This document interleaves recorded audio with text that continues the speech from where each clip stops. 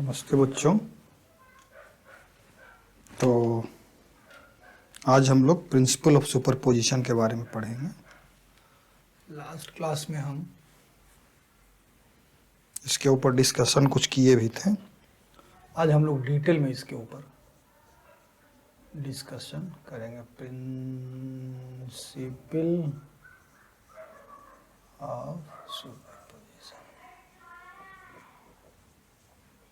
भाई ये superposition principle हम लोग एसएचएम में भी पढ़े थे, है ना। तो वही यहाँ है और कुछ नहीं है।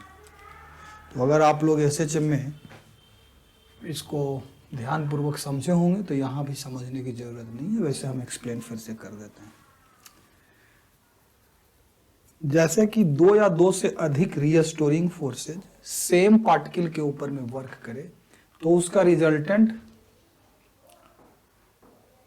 वैसे यहाँ साउंड के रेस्पेक्ट में थोड़ा सा अलग ढंग से एक्सप्लेन करना पड़ेगा। देखो अगर दो या दो से अधिक सोर्सेज ऑफ वेव, है ना, सेम मीडियम में प्रोपेगेट करे, क्या करे, सेम मीडियम में प्रोपेगेट करे, तो किसी पार्टिकल का नेट डिस्टरबेंस क्या होगा या रिजल्टेंट डिस्टरबेंस क्या होगा, ये जिस मेथड से हम लोग कैलकुलेट करते हैं उसको क्या बोलते हैं बेटा, प्रिंसिपल ऑफ सुपरपोजिशन। ठीक है। जैसे कल्पना करो यहाँ एक पार्टिकल है, यहाँ क्या है, एक पार्टिकल है। ठीक है। अब ये पार्टिकल, बहुत सारा पार्टिकल है। इस यहाँ पर हम लोग अपना मीडियम ले लें, अगर इस बोर्ड के मतलब 2 डायमेंशनल वेव अगर हम लोग कंसीडर करें, इस बोर्ड को हम लोग अपना क्या मान लें, मीडियम मान लें, मतलब इस बोर्ड के एरिया को। तो बहुत सारा पार्टिकल है। हम एक पर्टिकुलर पार्टिकल यहाँ इस पार्टिकल पर विचार करते हैं। हाँ, 2 सोर्स इसी मीडियम के थ्रू प्रोपेगेट कर रहा है। अब सोर्स कहाँ है हमको उसमें अभी इंटरेस्ट नहीं है उतना, हम जान के मतलब मान के चल रहे हैं कि 2 सोर्स इस मीडियम में प्रोपेगेट। तो एक सोर्स के कारण अगर किसी टाइम टी पर इसका डिस्प्लेसमेंट मान लेते हैं कि ये हमारा y1 है, और दूसरे सोर्स के कारण इसका डिस्प्लेसमेंट मान लेते हैं कि यहाँ क्या है, y2 है। समझ में आ रही है बात? हम मैकेनिक्स में ही चल रहे हैं, वही motion, resultant displacement, resultant velocity. ठीक है। तो इसका रिजल्टेंट जो डिस्टरबेंस होगा, यहां हम डिस्प्लेसमेंट ले लिए तो कंफ्यूज नहीं करना है।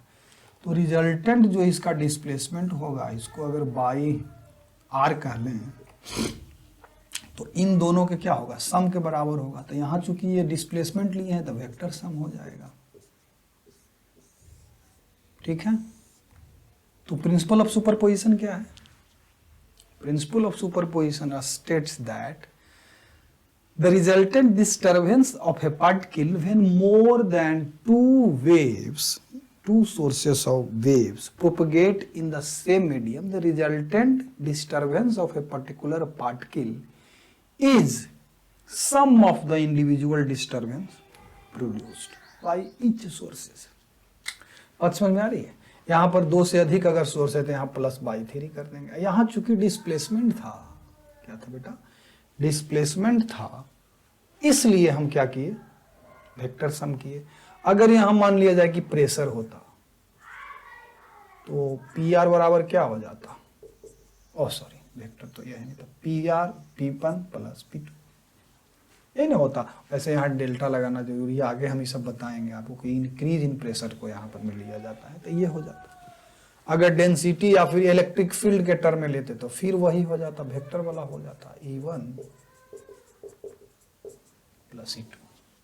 तो ये सब हम लोग पढ़ चुके हैं। यहां वेव के रिस्पेक्ट में हम लोग इसको क्या किए, समझने का प्रयास किए। ठीक है। तो प्रिंसिपल ऑफ सुपरपोजिशन क्या है? Principle of superposition states that the resultant disturbance of a particle in a medium in which 2 or more than 2 sources of waves are propagating is sum of the individual disturbances। अब disturbance में displacement हो सकता है, pressure increase हो सकता है, electric field हो सकता है, मैग्नेटिक फील्ड हो सकता है, कुछ भी हो सकता है। अकॉर्डिंगली हम लोग या तो वेक्टर सम करेंगे या फिर स्केलर सम करेंगे। तो ये हमारा क्या है बेटा, प्रिंसिपल ऑफ सुपरपोजिशन। अब इस प्रिंसिपल ऑफ सुपरपोजिशन की मदद से हम लोग एक चीज को समझते हैं, उसको क्या बोलते हैं। वैसे इस पर एक आध सवाल अगर ले लिया जाए बड़ा अच्छा रहेगा, लेकिन पहले उससे हम लोग जरा सा इंटरफेरेंस समझ लेते हैं। इंटरफेरेंस क्या है? तो सुपरपोजिशन के कारण 2 या 2 से अधिक वेव्स के सुपरपोजिशन के कारण जो फेनोमेनन अकर करता है उसको हम लोग क्या बोलते हैं? इंटरफेरेंस। अब इंटरफेरेंस जो है उसके कई केसेज हो सकते हैं। इंटरफेरेंस में हो सकता है कि मैक्स डिस्प्लेसमेंट यहां पर जो हो रहा है पार्टिकल का वो क्या हो, उसका एम्पलीट्यूड क्या हो जाए? मैक्सिमम हो सकता है, मिनिमम हो सकता है, in between the maximum and minimum हो सकता है, तो उसका पर्टिकुलर नाम दिया गया है। ठीक है, जैसे हम पहले हेडिंग क्या दे देते हैं? इंटर सुपरपोजिशन लास्ट क्लास में बता, हम 10-20 मिनट का लेक्चर दिए, उसको भी जरा सा देखिएगा। आवाज जो बताए वो तो सिंपल है, सुपरपोजिशन में ऐसा कुछ है नहीं। तो हम लोग सुपरपोजिशन का अप्लाई करके इंटरफेरेंस को आज क्या करेंगे? समझेंगे। Interference of wave. यहां पर मैं ध्यान रहे बेटा, वेव मतलब हम किसका बात कर रहे हैं? यहाँ मैकेनिकल वेव, ठीक है, नॉन मैकेनिकल वेव का बात नहीं कर रहे हैं। तो इंटरफेरेंस में क्या? तो 2 या 2 से अधिक वेव जब सेम मीडियम में प्रोपेगेट कर रहा है तो उसका रिजल्टेंट डिस्प्लेसमेंट वगैरह वगैरह जो निकालते हैं उसको हम लोग क्या बोलते हैं? इंटरफेरेंस बोलते हैं। अब इंटरफेरेंस में 2 तरह का होता है, एक कंस्ट्रक्टिव इंटरफेरेंस और एक डिस्ट्रक्टिव इंटरफेरेंस। तो ये सब समझने से पहले हम लोग क्या करते चलते हैं? 2 इक्वेशन ले लेते हैं, 2 सोर्सेज का, 2 सोर्सेज ऑफ वेव्स का इक्वेशन ले लेते हैं, देखते हैं कि डिस्प्लेसमेंट जब निकालते हैं तो क्या क्या फेनोमेनन हो रहा है, उसका हम लोग क्या करेंगे? स्टडी करेंगे। जो इंपॉर्टेंट डेरिवेशंस होगा उसको हम लोग क्या करेंगे? बॉक्स में बंद कर देंगे। ठीक है, तो 2 वेव लेते हैं। पहला ले लेते हैं हम लोग, y1 is equal to a1 sine kx minus omega T plus phi1। एक वेव का इक्वेशन ये हो गया बेटा। और एक दूसरे वेव का इक्वेशन हो गया क्या? यहां नीचे लिख लेते हैं, y2 is equal to a2 sine kx minus omega T plus phi2। सबसे पहले बेटा इन दोनों वेव के इक्वेशन को समझते हैं, है ना? क्या करेंगे? तो ये तो पता चल रहा होगा कि दोनों वेव का जो एम्पलीट्यूड है वो क्या है? अलग अलग है ना? दोनों वेव का एंगुलर वेव नंबर क्या है? सेम है। जरा सा हम इसको सर्कुलेट कर देते हैं, क्योंकि हो सकता है आज पहला ही आप लोग क्लास शुरू कर रहे होंगे। यहां पर लिख देते हैं कि एम्पलीट्यूड्स आर, अब आप कहोगे कि सर एम्पलीट्यूड डिफरेंट है, तो ले सकते थे। एम्पलीट्यूड्स आर डिफरेंट, पहला बात। दूसरा, angular wave number, angular wave number are same. देखो के ले लिए हैं। एंगुलर फ्रीक्वेंसी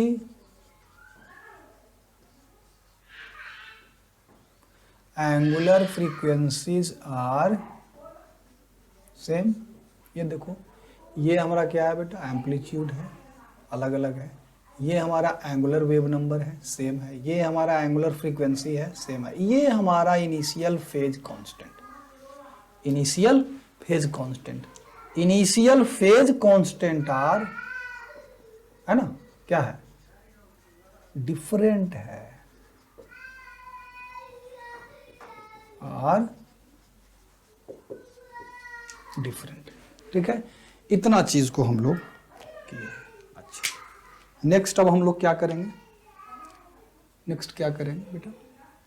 अब हम लोग इन दोनों सोर्सेज को सेम मीडियम के थ्रू क्या करेंगे? प्रोपेगेट करवाएंगे और पर्टिकुलर किसी पार्टिकल का हम लोग रिजल्टेंट डिस्टरबेंस निकालेंगे। यहां चूंकि हम डिस्प्लेसमेंट वेव लिए हैं तो हम लोग क्या निकालेंगे? रिजल्टेंट डिस्प्लेसमेंट निकालेंगे उस पर्टिकुलर पार्टिकल का। ठीक है, ये चीज हम लिए। अब आप लोग इसमें क्वेश्चन उठा सकते हैं कि सर एम्पलीट्यूड डिफरेंट क्यों लिए, ये अलग अलग, अच्छी सॉरी एम्पलीट्यूड डिफरेंट क्यों लिए? सेम भी हो सकता है, तो एक स्पेशल केस होगा कि जब a1 बराबर a2 हो जाए। Angular wave number are same, angular wave number हम लोग सेम लिए हैं, मतलब एंगुलर वेव नंबर का मतलब क्या हुआ, ये समझ रहे हैं ना। एंगुलर वेव नंबर क्या होता है, k इज इक्वल टू होता है 2 पाई बाई लैम्डा, यानी कि लैम्डा हम दोनों वेव का अलग अलग नहीं लिए हैं, सेम ले लिए हैं। अलग अलग भी ले सकते थे, लेकिन फिर जो हम आगे मैथमेटिक्स यूज करेंगे इसमें वो थोड़ा सा फिर कॉम्प्लिकेटेड हो जाता है, इसलिए हम सेम ले लिए। ठीक है, अब चलिए दोनों का हम लोग क्या करते हैं, दोनों के कारण डिस्प्लेसमेंट किसी पर्टिकुलर पार्टिकल का निकालते हैं। कैसे निकालेंगे भैया, तो कैसे निकालेंगे, इसके लिए पहले इधर हम लोग क्या कर देते हैं, एक लाइन खींच देते हैं, यहाँ निकालते हैं रिजल्टेंट डिस्प्लेसमेंट। मान लिया इस पार्टिकल का हम लोग निकाल रहे हैं, यहाँ एक सोर्स है, यहाँ दूसरा सोर्स है, यहाँ से ये इसका डिस्टेंस x1 है और यहाँ से ये इसका डिस्टेंस x2 है। इस P पॉइंट पर जो पार्टिकल है उसका हम लोगों को उसका वेव इक्वेशन पता है, Y one a1 sine kx minus omega T plus phi 1, दूसरे का प्लस फाई 2 है। ठीक है, अब रिजल्टेंट उस पार्टिकल का डिस्प्लेसमेंट निकालना है, तो हम लोग क्या करेंगे, सो देख लीजिए, बाई नेट क्या हो जाएगा, by 1 plus by 2, by 1 plus by 2। अब देखिए सबसे पहला कंडीशन यहां पर हम लगाएंगे कि यहां पर हम ये मान के चलेंगे कि जो दोनों वेव है, सोर्सेज ऑफ वेव है, वो दोनों सेम डायरेक्शन में प्रोपेगेट कर रहा है, या फिर यूं मान के चले कि दोनों के कारण जो पार्टिकल का जो ऑसिलेशन हो रहा है वो सेम डायरेक्शन में, ये भी मान सकते हैं। जैसे कि देखो दोनों वेव अगर सेम डायरेक्शन में चले और मान लेते हैं कि आप मान के चलिए कि ट्रांसवर्स वेव है, तो दोनों का के कारण पार्टिकल का डिस्प्लेसमेंट क्या होगा, इसके परपेंडिकुलर होगा। दोनों अगर लॉन्गिट्यूडिनल वेव है तो दोनों के कारण जो पार्टिकल का डिस्प्लेसमेंट होगा क्या होगा, पार्टिकल मतलब वेव के प्रोपगेशन के अलोंग होगा, तो यानी कि इसके अलोंग होगा। तो दोनों के कारण जो डिस्प्लेसमेंट होगा वो अगर सेम डायरेक्शन में हो, ये अलग बात है। सेम डायरेक्शन कहने का मतलब दोनों पॉजिटिव के साथ पॉजिटिव डायरेक्शन में एक साथ चले, ऐसा नहीं है। हो सकता है एक पॉजिटिव डायरेक्शन में हो रहा हो डिस्प्लेसमेंट, एक नेगेटिव, लेकिन सेम लाइन के अलोंग हो। तो यहाँ ये वाला जो हम वेक्टर साइन लगाए इसको क्या कर देंगे, हटा देंगे हम। और यहां पर ये कब यूज किए, when both are propagating in same direction। Case ये हम ले लिए, है ना, ये केस हम ले लिए, तो ये हो जाएगा। अब हम क्या करेंगे भैया, अब हम क्या करेंगे, दोनों को अलजेब्रिकली जोड़ देंगे सीधा सीधा।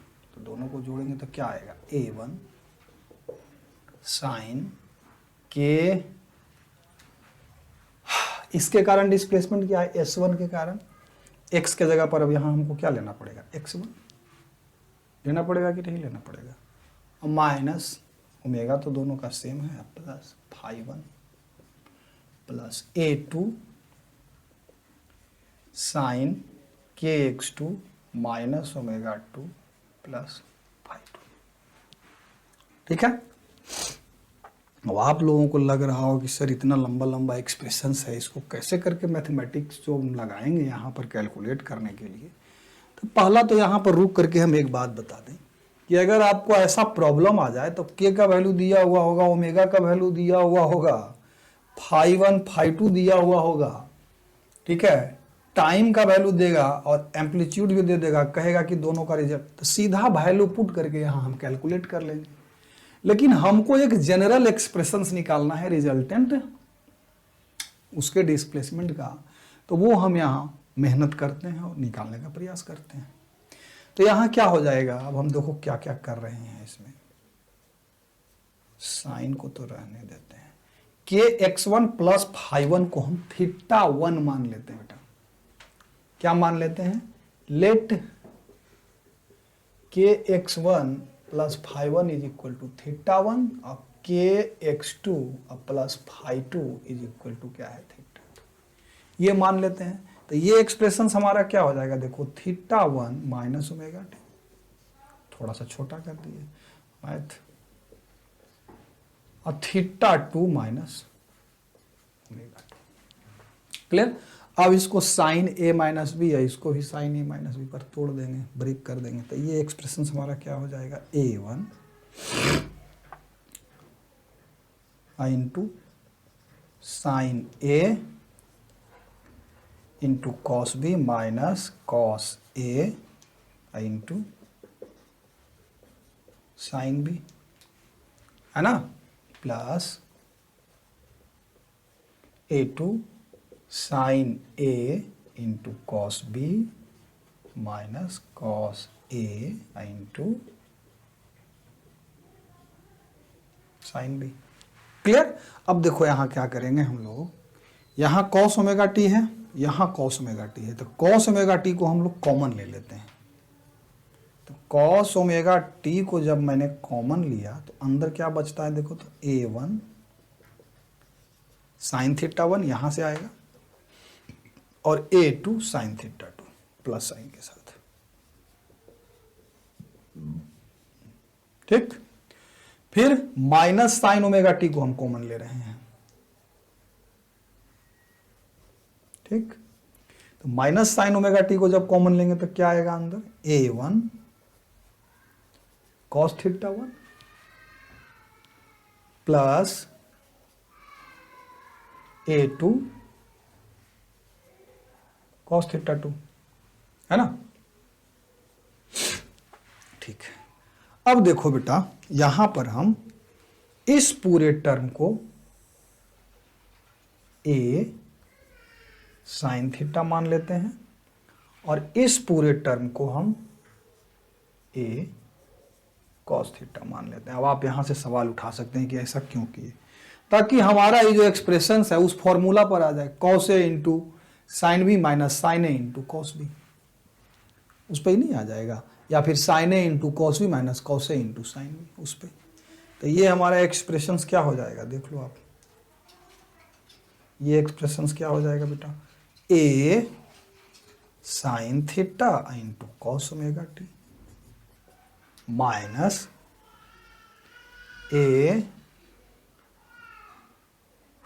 Cos theta into sine omega T. अब देखो ए इसमें से कॉमन ले लो, तो sine A into cos B minus cos A into sine B हो जाएगा। तो इसको सीधे सीधे हम लोग क्या लिख देंगे, A sine theta minus omega T, ऐसा लिख सकते हैं क्या। अब यहां पर एक बॉक्स बनाना पड़ जाएगा, क्या बनाना पड़ जाएगा, यानी कि नेट डिस्प्लेसमेंट जो हमारा आ गया, कितना आ गया बेटा, A sine theta minus omega T, इसको बॉक्स में बंद कर दो। अब ध्यान रहे, क्या ध्यान रहे, क्या ध्यान रहे कि थीटा बराबर हमारा जो है वो अभी पता नहीं है, थीटा जो हमारा है बेटा वो अभी पता नहीं है, नहीं है ना पता। और फिर हम लोगों को थीटा भी कैलकुलेट करना पड़ेगा, और ये कैपिटल ए को भी कैलकुलेट करना पड़ेगा। बात समझ में आ रही है। तो अब उसके लिए हम लोग क्या करते हैं, थीटा का वैल्यू अभी हमको पता नहीं, ये थीटा क्या है ये मुझे पता नहीं है, ए को भी कैलकुलेट करेंगे अब, और हम लोग थीटा को भी कैलकुलेट करेंगे। तो ए के लिए क्या करेंगे, इसको स्क्वायर करो, इसको स्क्वायर करो और सम कर दो, तो क्या हो जाएगा, देखो A square sine square theta plus A square cos square theta, this is equal to क्या हो जाएगा, इसका स्क्वायर प्लस इसका स्क्वायर, तो हो जाएगा A one sine theta one plus A two sine theta two का square plus A one cos theta one plus A two cos theta two का स्क्वायर। अब देखो लेफ्ट साइड क्या हो जाएगा बेटा, ए स्क्वायर कैसे होगा आप सोचो, sign square theta plus trigonometrical identity sign square theta plus cos square theta बराबर 1। और इसमें देखो इसका स्क्वायर और इसका स्क्वायर, ये क्या हो जाएगा a1 का स्क्वायर, फिर इसका स्क्वायर इसका स्क्वायर, इसको ब्रेक करोगे तो this square plus 2a1 sin theta 1 a1 a2 into sine theta 1 into sine theta 2, तो इसका एक स्क्वायर लिया, इसका भी वही काम करेंगे। ऐसे हम एक लंबा कर ही देते, नहीं तो हो सकता है आप लोग किसी को कंफ्यूजन हो, तो क्या लिखेंगे इसको, a प्लस बी के होल स्क्वायर पर तोड़ेंगे तो a1 square sine square theta 1 plus a2 square sine square theta 2 plus 2a1 a2 sine theta 1 into sine theta 2 plus a1 square cos square theta 1 plus a2 square cos square theta 2 plus 2a1 a2 cos theta 1 into cos theta 2। अब देखो ध्यान से देखना, इसको एक साथ ले लो तो ये क्या हो जाएगा हमारा a1 स्क्वायर, फिर इसको और इसको एक साथ ले लो तो ये क्या होगा, वही हम लिख रहे थे उसको, a2 स्क्वायर हो जाएगा, फिर 2a1 a2 को कॉमन ले लो, अंदर क्या बचेगा cos A into cos B plus sine A into sine B, इसको हम लोग क्या लिख सकते हैं कॉस थीटा 1 माइनस थीटा 2, क्योंकि कॉस ए माइनस बी बराबर होता है cos A into cos B plus sine A into sine B. अब ये थीटा 1 माइनस थीटा 2 क्या है, तो यहां से देखो हम लोग कैलकुलेट कर लेते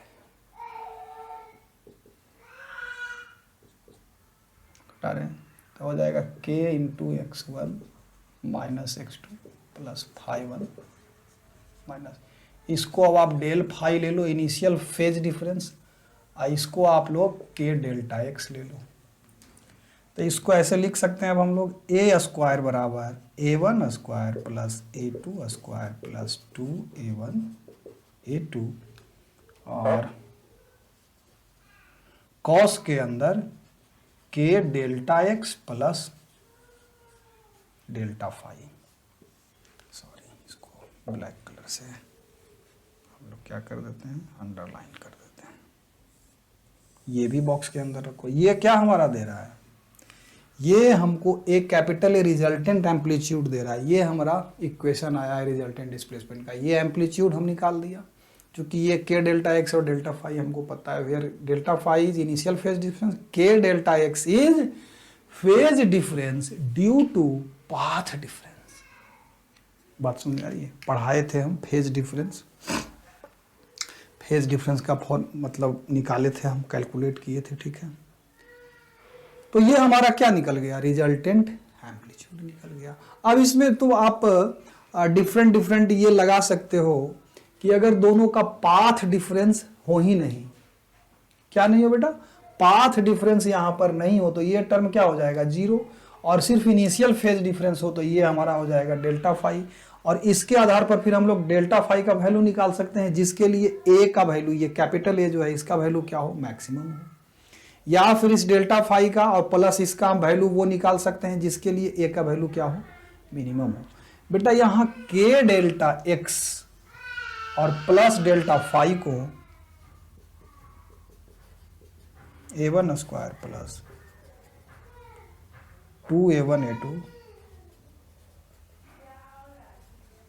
कॉस फाई, ठीक है। वेयर फाई क्या है, जहां फाई क्या है, phi is the phase difference between the two waves, और ये फाई बराबर क्या है, तो initial phase difference plus phase difference due to path difference. अब इस फाई के वैल्यू पर हम लोग जानेंगे कि क्या क्या ये फाई का वैल्यू हम डाल सकते हैं जिसके लिए ये जो एम्पलीट्यूड है हमारा मैक्सिमम हो या मिनिमम हो। तो ये कितना बॉक्स हम बना दिए, ये दोनों बॉक्स ध्यान में रखना है, चूंकि ये है और ये मेन इंपॉर्टेंट है। तो ए का वैल्यू तो अभी हम लोग निकाल चुके हैं, अब हम लोग साथ साथ क्या निकालेंगे, क्या निकाल देते हैं थीटा का वैल्यू, थीटा का वैल्यू भी फट से निकल जाएगा। इसको अब हम लोग क्या कर रहे हैं बेटा, इधर का मिटा रहे हैं, ठीक है। क्या कर रहे हैं हम,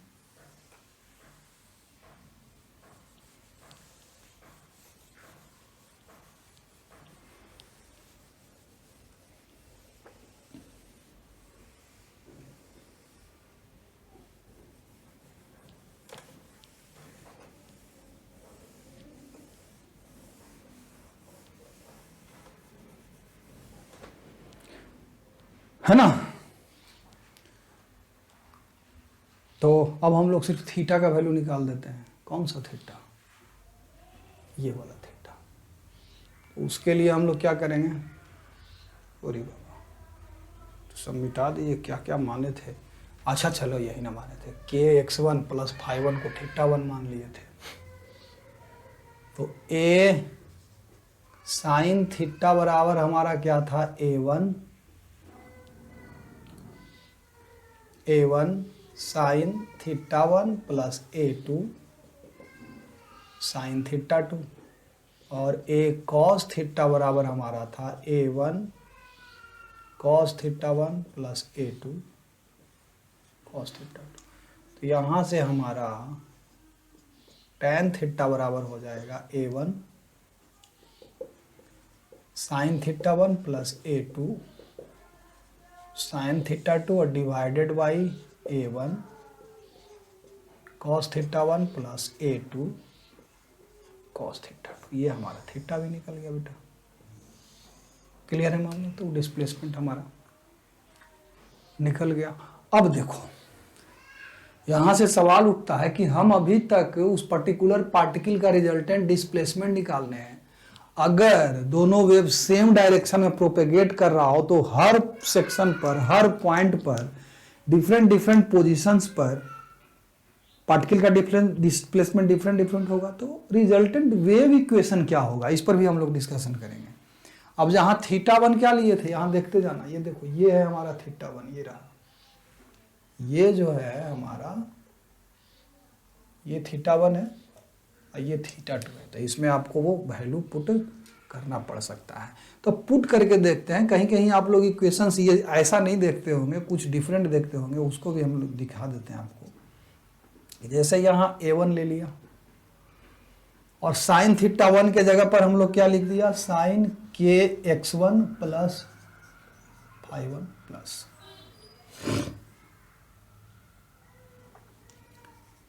a2 sine kx2 plus phi2 divided by a1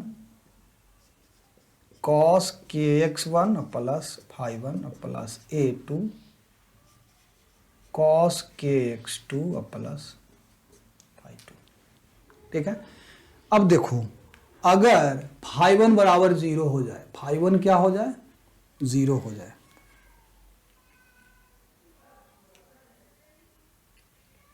phi1 क्या हो जाए? 0 हो जाए। तो यही इक्वेशन क्या हो जाएगा? a1 sign kx1 plus a2 sine kx2 बटा a1 cos kx1 plus a2 cos kx2 plus phi2। नीचे phi2 रहेगा, यहाँ phi1 हट जाएगा, kx1 plus cos kx2 plus phi2। बाकी आप इसमें डिफरेंट डिफरेंट डाटा डाल के कि भाई मान लिया जाए कि अगर x1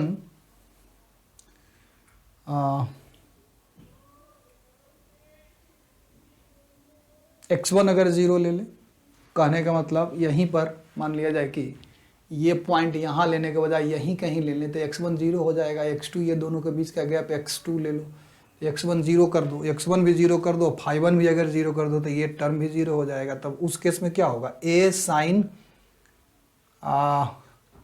phi1 phi2 दोनों को ही 0 आप ले लो, phi1 phi2 को क्या ले लो? दोनों का इनिशियल फेज कांस्टेंट क्या है? 0 है। तो यही इक्वेशन क्या हो जाएगा? a साइन kx x2 को x कर दिए और ये फिर क्या हो जाएगा? a1 cos x1 0 phi1 0, तो a1 plus a2 cos kx2 a2 cos kx2 हो जाएगा, जो कि बुक्स वगैरह में दिखता है। ठीक है। अब इसमें एक टर्म आता है कंस्ट्रक्टिव इंटरफेरेंस और डिस्ट्रक्टिव इंटरफेरेंस। इंटरफेरेंस तो ये हम रिजल्टेंट एम्पलीट्यूड निकाल देना, ये फेज निकाल देना, थीटा का वैल्यू निकाल देना, है ना। बाकी तो एंगुलर फ्रीक्वेंसी वगैरह और एंगुलर वेव नंबर तो सेम है। अगर हमसे कहे कि रिजल्टेंट वेव का इक्वेशन क्या होगा तो सीधा सीधा लिख देना है Y is equal to A sine और K X minus omega T, plus क्या कर देंगे? थीटा। यही हो गया हमारा रिजल्टेंट क्या?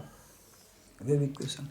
इसको एक तरह से और आप समझ सकते हैं, अगर x1 x2 में आप लोगों को कंफ्यूजन हो रहा है तो इसको आप x ले लो और इसको क्या ले लो बेटा? आप x प्लस डेल्टा x ले लो। ऐसे करके मान लोगे तो आपको इतना लंबा चौड़ा एक्सप्रेशंस नहीं आएगा, छोटा सा आएगा, और बाकी रिजल्ट जो ये आया है ये तो वही आएगा, लेकिन थोड़ा सा एक्सप्रेशन छोटा हो जाएगा।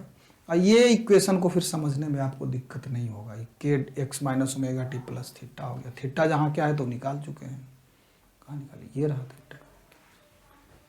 क्लियर है ना? अब इसमें आता है कंस्ट्रक्टिव इंटरफेरेंस और डिस्ट्रक्टिव इंटरफेरेंस।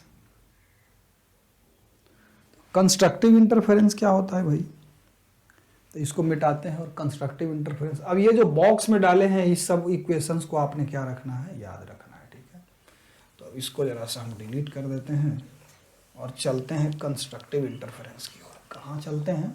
कंस्ट्रक्टिव इंटरफेरेंस की ओर, ठीक है।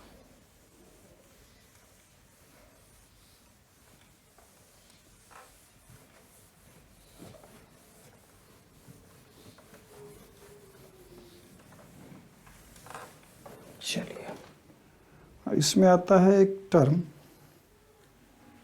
कंस्ट्रक्टिव एंड डिस्ट्रक्टिव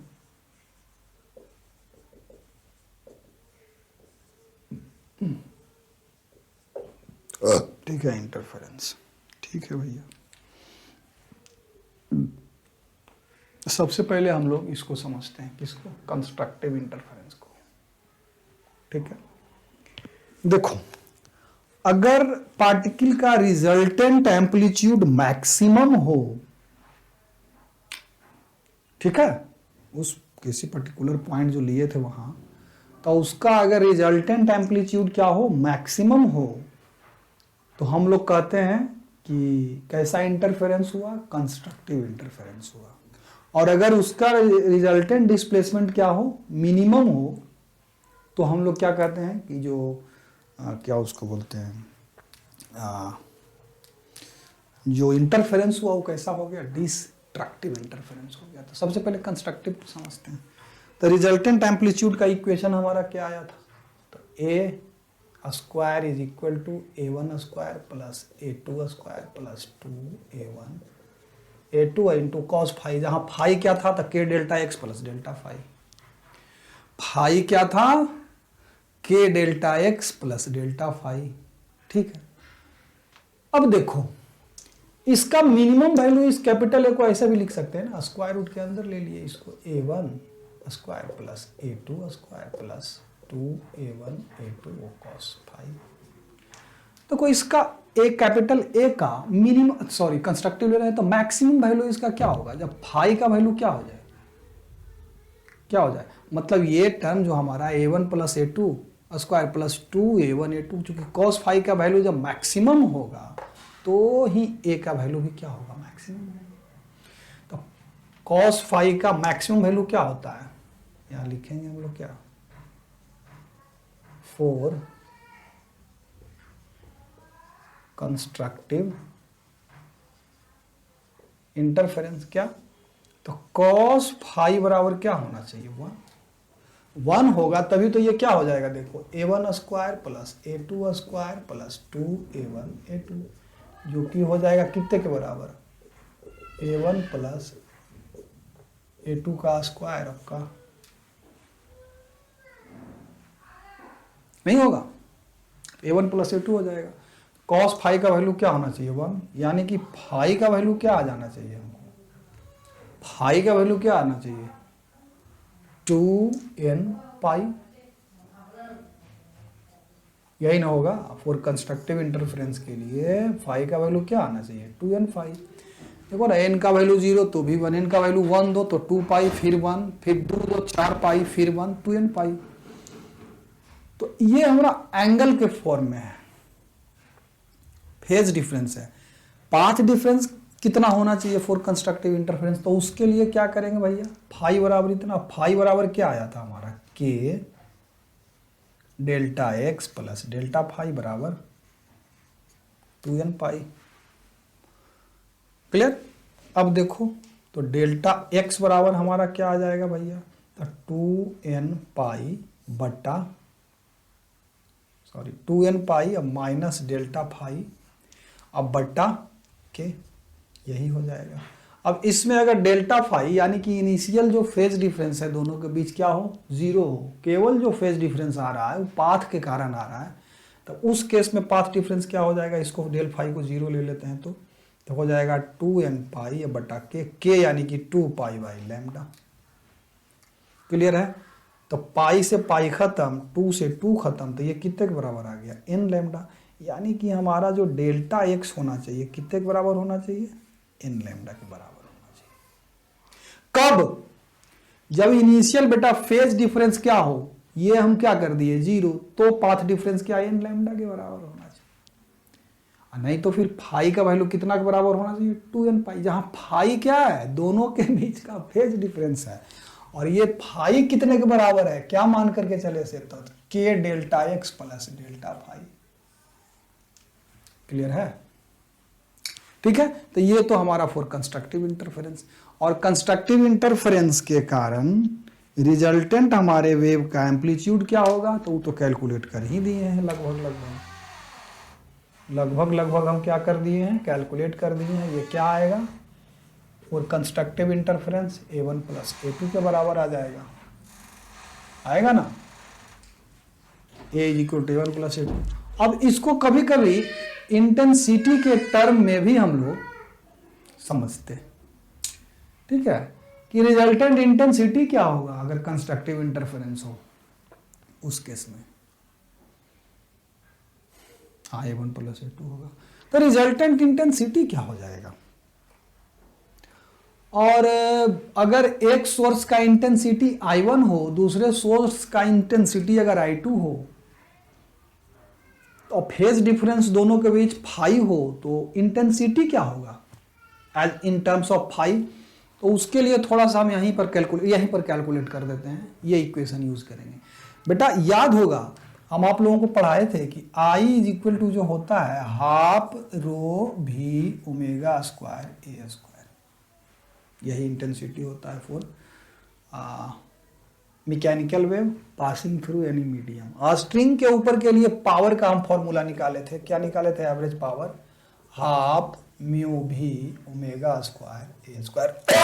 अब इसको इंटेंसिटी बनाना है तो उस स्ट्रिंग के क्रॉस सेक्शनल एरिया से डिवाइड कर दो, तो ये भी क्या आ जाएगा,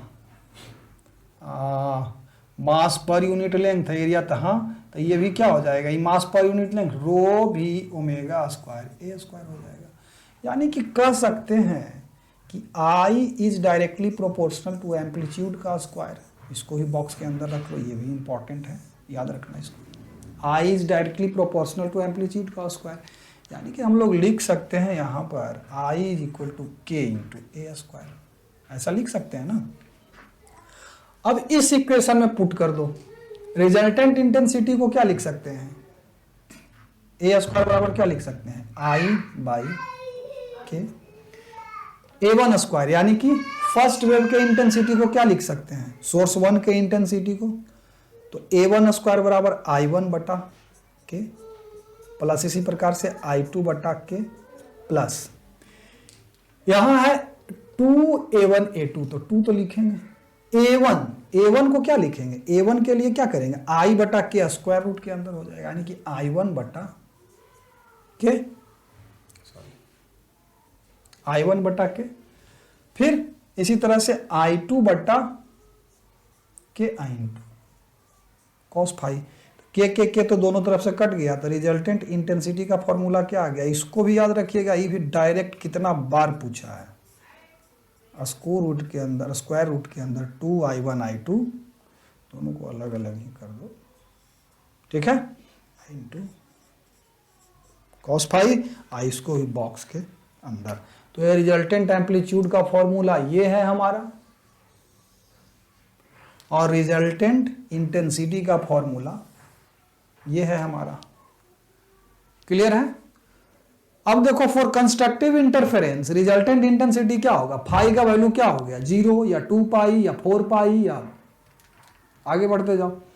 तो रिजल्टेंट इंटेंसिटी क्या होगा, देखो तो यहां से आई जो हो जाएगा I1 का स्क्वायर, यानी कि हम लोग कह सकते हैं root under I1 plus root under I2।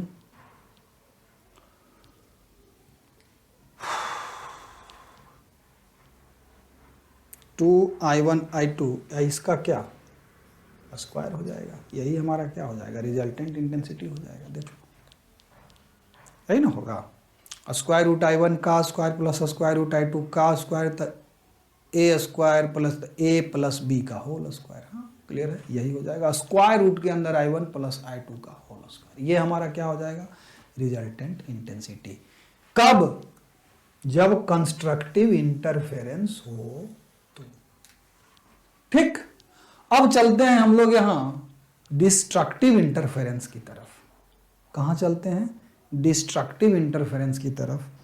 तो जब डिस्ट्रक्टिव इंटरफेरेंस के लिए हम लोग क्या करेंगे भैया, तो रिजल्टेंट जो एम्पलीट्यूड है, कहने का मतलब एक चीज यहां पर और बता सकते हैं कि कंस्ट्रक्टिव इंटरफेरेंस में क्या हो, रिजल्टेंट एम्पलीट्यूड क्या हो जाता है, उस पर्टिकुलर पॉइंट पर पार्टिकल का मैक्सिमम हो जाता है, और रिजल्टेंट इंटेंसिटी भी या तो ये बोलो या ये बोलो, दोनों में से कोई भी बोल सकते हो, क्योंकि एम्पलीट्यूड से इंटेंसिटी रिलेटेड है।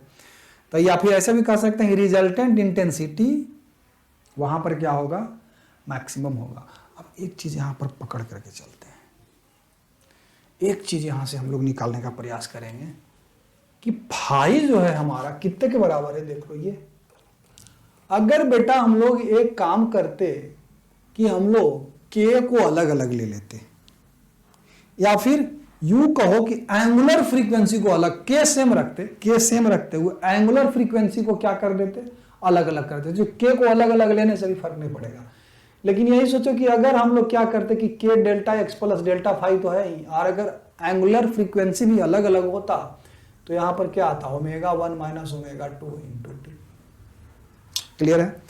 टाइम के साथ बेटा सेम पॉइंट पर के लिए ये टर्म कांस्टेंट रहेगा,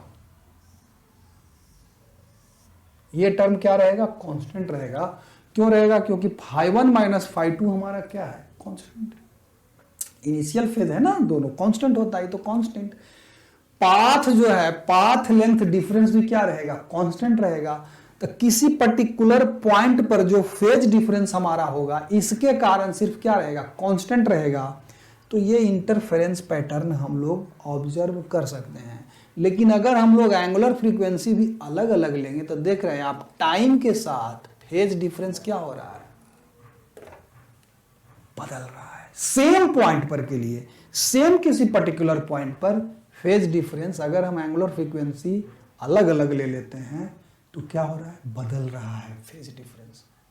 इसका मतलब है कि ये जो हम मैक्सिमम कर रहे हैं या मिनिमम कर रहे हैं, ये इतना जल्दी जल्दी होगा या फिर कब होगा हम लोग ऑब्जर्व नहीं कर पाएंगे, अगर एंगुलर फ्रीक्वेंसी को भी हम लोग क्या कर देते हैं, सेम कर देते हैं। और एक्सप्रेशंस जो होगा कॉम्प्लिकेटेड होगा, हम लोग ये कैलकुलेट नहीं कर पाएंगे कि किस पर्टिकुलर इंस्टेंट पे फिर टी के डिफरेंट वैल्यू के लिए इस टोटल का वैल्यू हमको क्या करना पड़ेगा, 0। अब करके देखो ना, k delta x plus delta phi plus omega 1 minus omega 2 into t, अब बराबर कितना होना चाहिए, 2n पाई। अब लगाओ दिमाग, टाइम के किस वैल्यू पर या किस इंस्टेंट पर ये 0 के बराबर होगा, तो ये कैलकुलेट करना क्या हो जाएगा।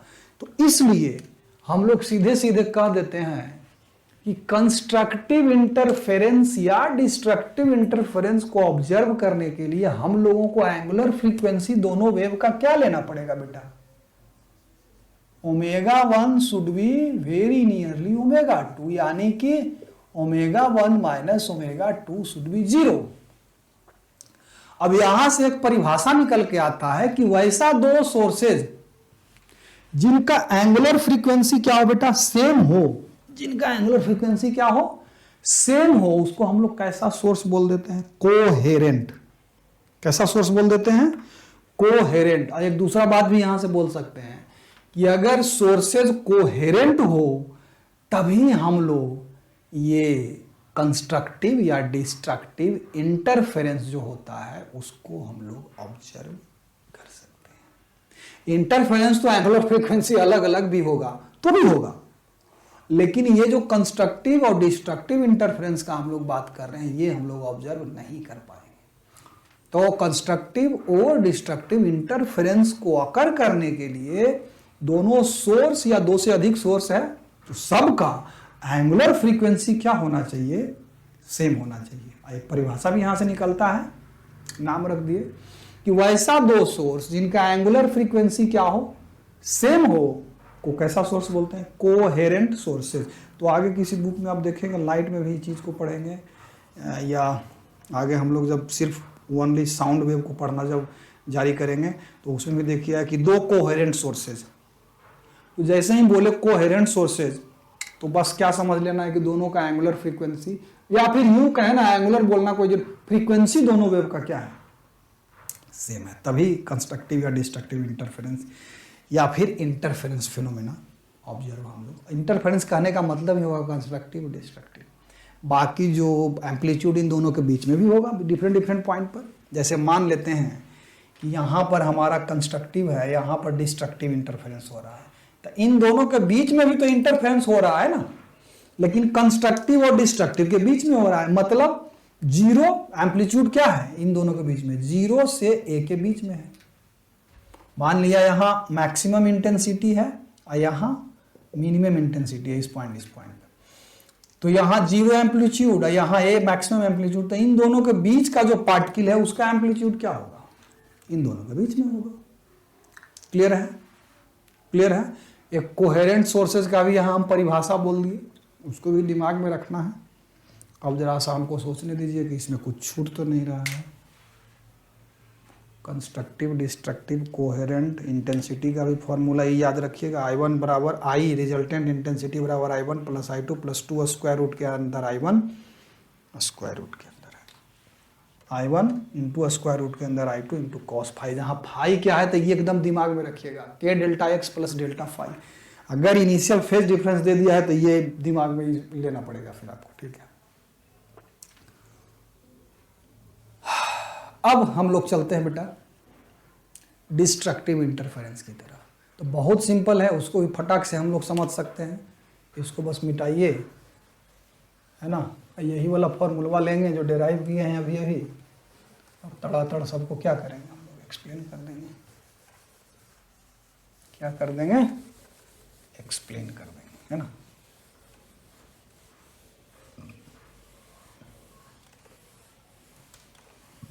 और ध्यान रहे यहां पर हम सुपरपोजिशन कब कैलकुलेट कर रहे हैं, जब दोनों वेव सेम डायरेक्शन में प्रोपेगेट कर रहा है।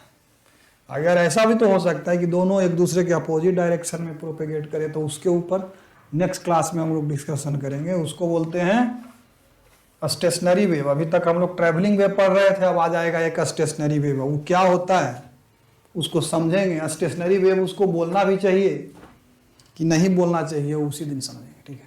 चलिए, तो अब डिस्ट्रक्टिव इंटरफेरेंस में क्या हो जाता है भैया,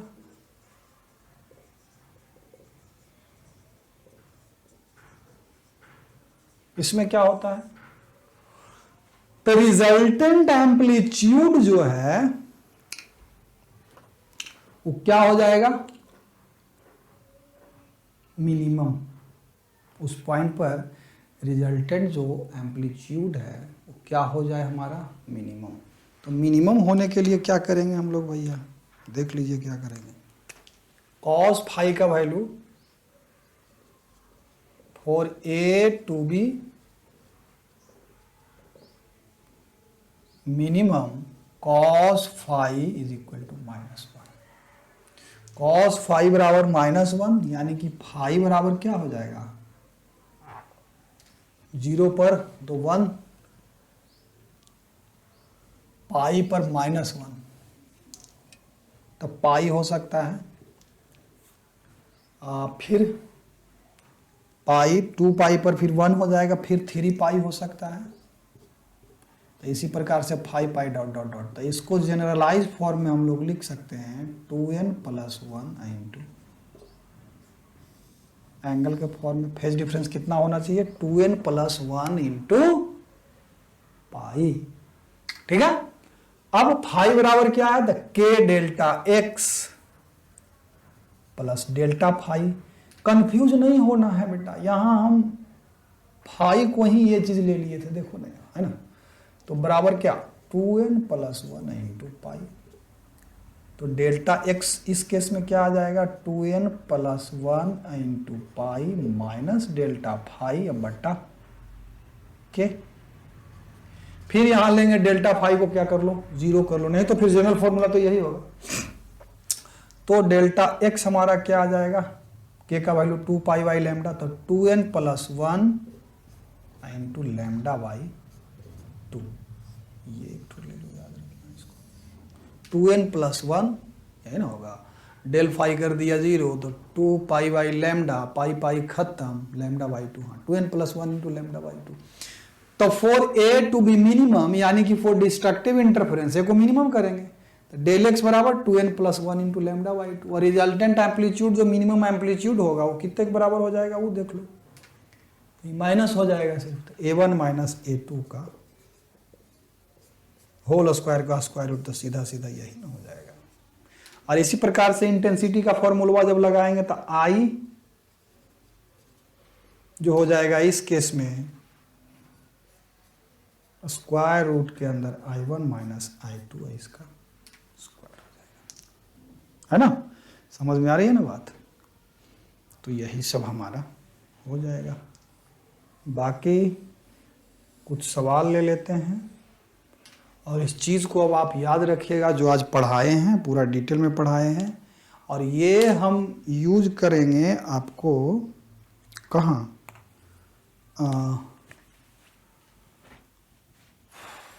वेव ऑप्टिक्स में भी, साउंड में भी ये सब रिजल्ट हम यूज करेंगे, ठीक है ना। ये सब रिजल्ट को क्या करना है, दिमाग में रखना है। और हम जरा सा सोचते हैं कि कुछ और छोड़ तो नहीं दिए हैं इस सब में बीच में, अगर वैसा कुछ छूटा है तो आप लोग कमेंट बॉक्स में बोल सकते हैं कि सर कुछ छूट गया है, उसको भी बता दीजिए, तो हम उसको भी डिस्कस कर देंगे, ठीक है। अब कहीं अगर समझ में नहीं आ रहा है किसी पॉइंट पर, तो आप बोल सकते हैं, हम उसको भी डिटेल में फिर समझा देंगे एक स्पेशल क्लास लेकर के, जब कहिए लाइव आकर के समझा देंगे, ठीक है। चलिए तो कुछ प्रॉब्लम ले लेते हैं, है ना। चलिए बच्चों, तो कुछ सवाल हम लोग देख लेते हैं, सिंपल सिंपल। अभी तो क्वेश्चन लेंगे, कंप्लीटली ख़त्म करने के बाद डिफ़िकल्ट क्वेश्चन लेंगे। एक पहला हमारा क्वेश्चन जो है वो है, पहला नंबर क्वेश्चन ले लीजिए। कहता है कि in interference two individual amplitudes are A naught. कहने का मतलब है कि A1 बराबर A2 बराबर क्या है बेटा, A नॉट है, ठीक। Each and the intensity is I naught each, I1 बराबर I2 बराबर I नॉट है, clear. Find resultant amplitude and intensity at a point where a में कहता है कि phase difference between two waves is delta phi कितने के बराबर बताया जा रहा है, 60 डिग्री है। अब बी में कहता है कि path difference to waves is lambda by 3। Clear है मामला, क्वेश्चन समझ में आ गया होगा, नहीं आया है तो एक बार और रिपीट कर देते हैं, ठीक है। कहता है कि दो वेव्स हैं, दोनों का एम्पलीट्यूड सेम है ए नोट के बराबर, और दोनों का इंटेंसिटी भी सेम है आई नोट के बराबर। तो कहता है कि दोनों का रिजल्टेंट इंटेंसिटी और रिजल्टेंट एम्पलीट्यूड निकालिए केस ए में, जब फेज डिफरेंस क्या है 60 डिग्री। कहने का मतलब हमारा के delta x plus delta phi बराबर है फाई, ये कितना है बेटा 60 डिग्री, यही ना हम निकाले थे, किसी पॉइंट पर के लिए ही बोल रहा है, ठीक। तो वहां पर हमको कहता है कि रिजल्टेंट आप पहले एम्पलीट्यूड, तो रिजल्टेंट एम्पलीट्यूड का फॉर्मूला है ना A1 स्क्वायर, हालांकि इतना लिखने का जरूरत नहीं है, हम समझाने के लिए लिख रहे हैं, तो कॉस फाई ए स्क्वायर बराबर। अब चूंकि A1 बराबर A2 बराबर A नोट है, तो ये डायरेक्ट हो जाएगा A naught square plus A naught square plus 2A naught square, और कॉस क्या कर देंगे 60 डिग्री पाई बाई 3। तो ये क्या हो जाएगा, देखिए 2A नोट स्क्वायर को ले लो common, A naught square 2A naught square 2 ने 1 plus cos pi by 3, cos pi by 3 यानी कि हाफ। कॉस पाई बाई 3 का वैल्यू क्या होता है हाफ, तो 1/2 हो गया, तो 2 1 3/2, तो 3a नोट स्क्वायर, तो रिजल्टेंट एम्पलीट्यूड इसका स्क्वायर रूट यानी कि √3। रिजल्टेंट एम्पलीट्यूड तो ये हो गया। अब अगर रिजल्टेंट इंटेंसिटी कहे तो I बराबर क्या हम कैलकुलेट किए थे, I1 प्लस I2। पहले देखो, पहले किसी प्रॉब्लम को डिटेल में ही बनाया करो, फिर फटाफट बनाने का प्रैक्टिस करो। इनटू cos फाई, तो यहाँ क्या I0, तो 2I0, ये भी I0 प्लस यहाँ भी 2I0 into cos phi, phi यानी कि π/3 है ना। तो ये क्या हो जाएगा 1/2, 2 खत्म, तो 3I0 यानी कि रिजल्टेंट इंटेंसिटी क्या हो गया हमारा 3I0। रिजल्टेंट एम्पलीट्यूड क्या हो गया, ये हो गया √3I0। क्लियर है। अब देखो ये केस का जब 60 डिग्री था उस पॉइंट पर फेज डिफरेंस। देखो बेटा, जैसे जैसे प्रॉब्लम बनाओगे वैसे वैसे आपका दिमाग का जो बत्ती है ना वो जलता जाएगा। हाँ, बी में कहता है कि पाथ डिफरेंस, तो पाथ डिफरेंस के टर्म में हम लोग फेज डिफरेंस, बी पार्ट में कहता है कि पाथ डिफरेंस हमारा इतना है, तो पाथ डिफरेंस अगर दिया हुआ है तो फेज डिफरेंस हम लोग निकाल सकते हैं ना।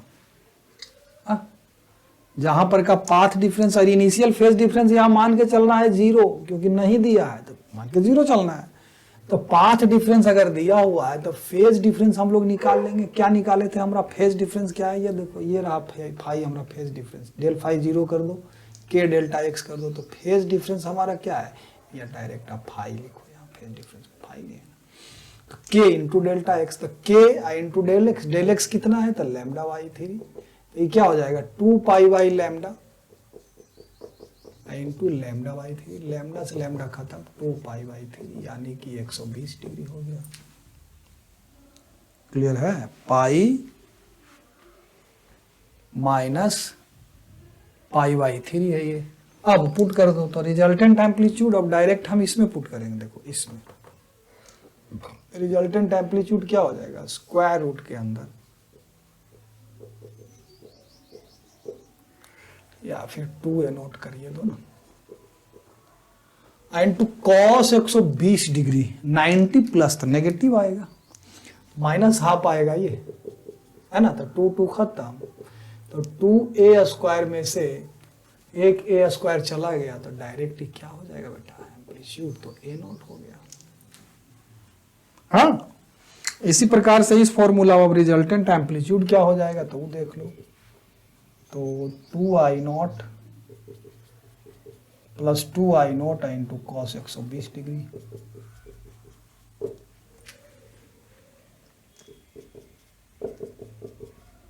तो रिजल्टेंट एम्पलीट्यूड भी क्या हो गया, I0 के बराबर हो गया।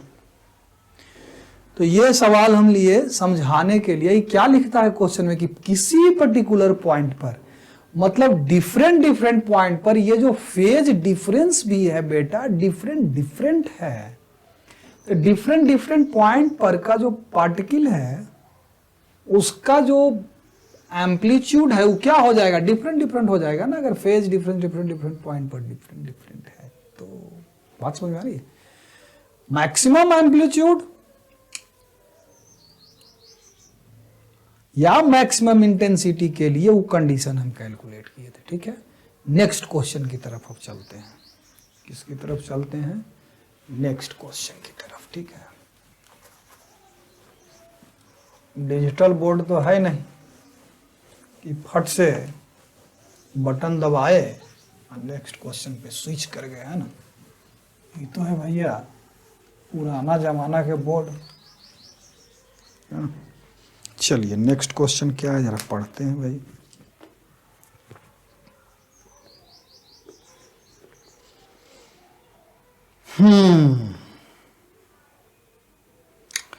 कहता है 3 वेव्स फ्रॉम 3 कोहेरेंट सोर्सेज, सुनते जाना क्वेश्चन को, meet at some point, resultant amplitude of each is. यहां पर भी तीनों का रिजल्टेंट एम्पलीट्यूड क्या है, sorry, some resultant amplitude, three waves from three coherent sources meet at a point. Resultant amplitude of each is A naught. दूसरा question में कहता है कि ए नोट हमारा क्या है, इच का, प्रत्येक का एम्पलीट्यूड है. Intensity corresponding to a naught is I naught, और इंटेंसिटी क्या है, इच वेव का आई नोट है. Phase difference between first wave and second wave. अच्छा अच्छा अच्छा अच्छा, ऐसे करके ले लो आप. डेल्टा फाई 1 2 दिया है, कहता है phase difference between first wave and second wave is 60 degree. चलो ठीक है, okay. Path difference between first wave and third wave, तो डेल एक्स 1 3 के बीच का रहा है, इज लैम्डा बाई 3. ठीक है. The first wave lags behind in phase angle from second and third wave. Find resultant intensity at this point. कहता है the first wave lags behind in phase angle from second and third wave.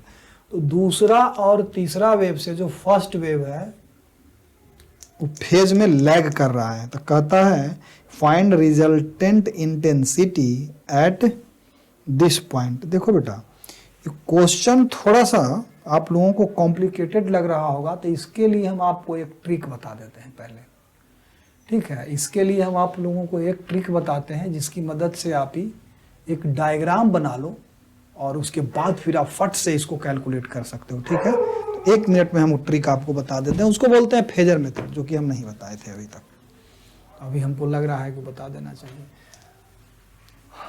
Second wave और third wave से first wave lag कर रहा है certain phase difference angle.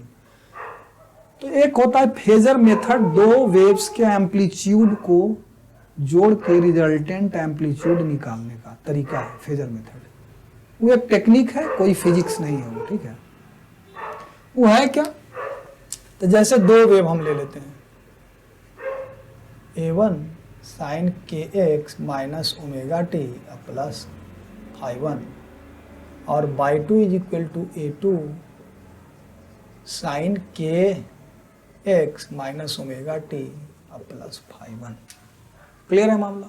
अब suppose किसी particular point पर जहां की एक के लिए पाथ जो ट्रेवल किया वो x1, दूसरा ट्रेवल किया x2, एंगुलर फ्रीक्वेंसी बेटा दोनों का सेम ही मानो, नहीं तो फिर दोनों के बीच का जो फेज डिफरेंस है वो क्या होगा, समय के साथ चेंज करेगा. क्या करेगा, टाइम जैसे जैसे बढ़ेगा. मान लेते हैं कि इसका ओमेगा 1 ले लो, इसका ओमेगा 2 ले लो, तो ओमेगा 1 अगर ओमेगा 2 से बड़ा है तो omega 1 minus omega 2 will be positive quantity, और उसमें टी से मल्टीप्लाई रहेगा. तो टाइम के साथ, टाइम जैसे जैसे बढ़ेगा वहां का फेज डिफरेंस क्या होगा, बढ़ता जाएगा बढ़ता जाएगा बढ़ता जाएगा. तो दोनों के बीच का जो फेज डिफरेंस है वो कांस्टेंट नहीं रहेगा, तो थोड़ा सा जो कैलकुलेशन हो जाएगा वो कॉम्प्लिकेटेड हो जाएगा. इसलिए ये मान के चलो फेजर मेथड में भी कि एंगुलर फ्रीक्वेंसी दोनों वेव का क्या है बेटा, सेम है. अब करना क्या है, मान लेते हैं कि x1 पर है, x2 पर है, phi1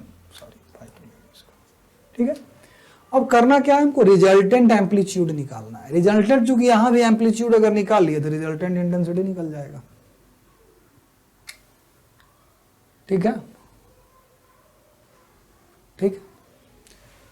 तो उसके लिए क्या करना है कि x बाई एक्सेस खींच लो आप, ये x और ये y. ठीक है, और अब क्या करो कि जैसे ई कितना फेज है इसका initial kx1 minus omega 2 plus phi1, उस पर्टिकुलर पॉइंट पर जहां पर के लिए हम क्या कर रहे हैं, रिजल्टेंट एम्पलीट्यूड निकाल रहे हैं.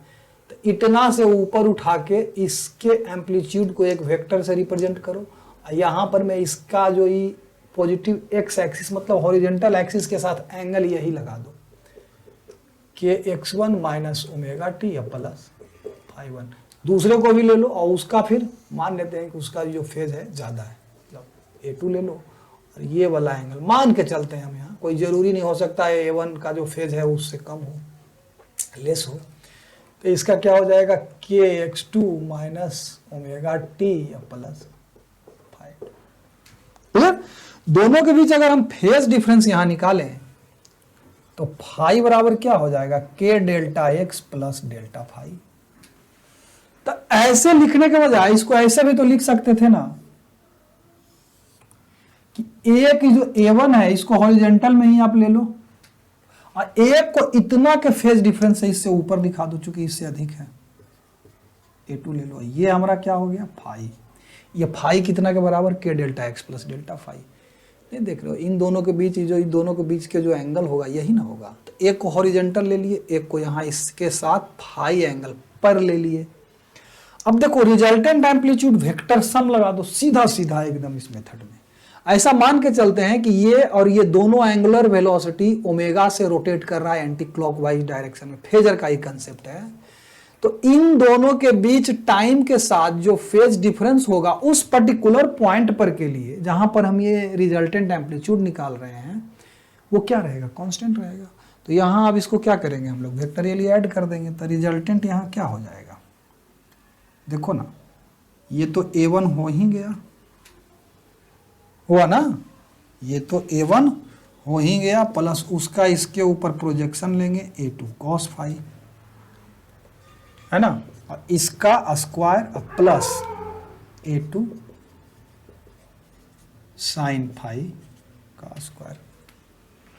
नहीं समझ में आया बात? तो ये क्या हो जाएगा देख लो, A1 square plus A2 square plus 2A1 A2 into cos phi. देख लो ना, यही ना फॉर्मूला वहां भी कैलकुलेट करके उतना लंबा चौड़ा निकाले थे, यही फॉर्मूला तो था। ठीक है, A1 plus A2 cos phi, इसका स्क्वायर करोगे तो A1 square plus A2 square cos square phi 2A1 A2 cos phi. फिर यहाँ तो इसको जोड़ेंगे तो यही ना हो जाएगा, A1 स्क्वायर तो आएगा ही, A2 square cos square phi plus A2 square sin square phi, तो A2 square 2A1 A2 cos phi. तो ये फट से निकाल सकते हैं। अब इस प्रॉब्लम पर आते हैं, तो फटाफट हम लोग, चूंकि इसमें कितना वेव है, 3 ठो वेव है, तो फटाफट यही वाला कंसेप्ट हम लोग क्या करेंगे बेटा, लगा देंगे अब इसी कंसेप्ट को। अब क्या करेंगे हम लोग, फेजर मेथड में ध्यान सिर्फ क्या रखना है कि एंगुलर फ्रीक्वेंसी जो हो दोनों वेव का वो क्या हो, सेम हो। ठीक है, अब इसमें देखो क्या कहता है कि डेल्टा फाई 1 2 सब का एम्पलीट्यूड क्या, A नोट, सब का इंटेंसिटी क्या, I नोट, और डेल्टा फाई 1 2 कितना 60 डिग्री। तो 1 को हम हॉरिजेंटल एक्सिस पे ले लिया, ये हम A नोट, ये भी A नोट, इन दोनों के बीच फेज डिफरेंस कितना 60 डिग्री का, है ना। और 1 और 3 में पाथ डिफरेंस कितना, लैम्डा बाई 3। 1 और 3 में, इसको अगर हम 1 लेते हैं बेटा, इसको अगर हम 2 लेते हैं, तो 1 और 3 में फेज डिफरेंस कितना, लैम्डा बाई 3। तो सॉरी, पाथ डिफरेंस इतना है, तो फेज डिफरेंस क्या हो जाएगा, 2 pi by lambda into lambda by 3। Lambda तो 2 पाई बाई 3।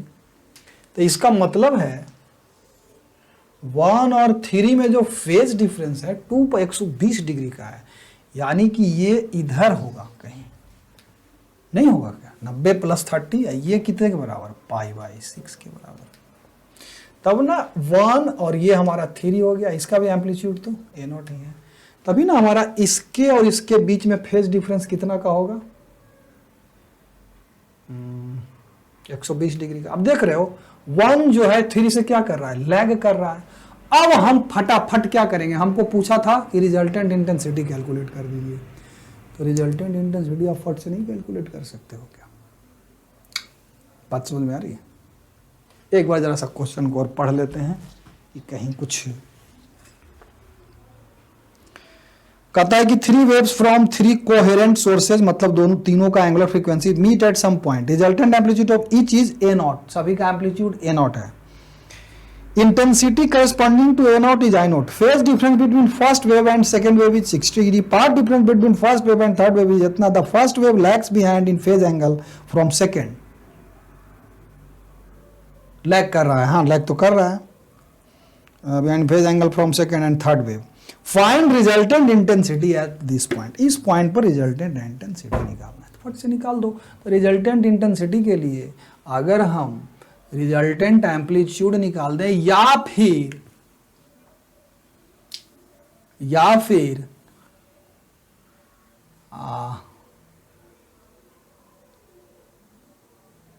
दो के बीच का फेज डिफरेंस होता था। रिजल्टेंट एम्पलीट्यूड अगर हम निकाल दें तो हाँ रिजल्टेंट इंटेंसिटी तो निकल ही जाएगा।